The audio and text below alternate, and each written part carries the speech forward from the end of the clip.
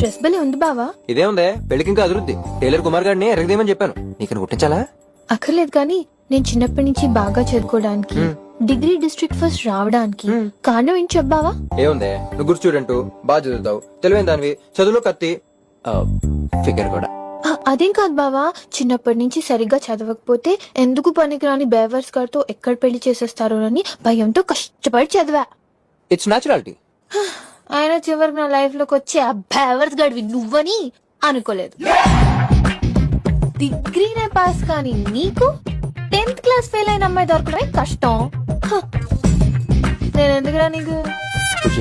చూడు, ఈ పెళ్లి ఆపాలన్నా చేసుకోవాలన్నా నీ చేతుల్లోనే ఉంది. నీకో నిజం చెప్తున్నా, నాకు ఇష్టం లేని ఈ పెళ్లి జరిగితే పెళ్ళైన 2వ రోజే హైదరాబాద్ లో హైటెక్ సిటీలో జాబ్ చేస్తున్న నా ఫ్రెండ్ శంకర్ గాడితో చంపైపోతా. సీనుగాడి పెళ్ళం లేచిపోయిందని తెలిస్తే ఊరంతా పండుగ చేసుకుంటుంది. ఇది నిజం, ఇంక నీ ఇష్టం.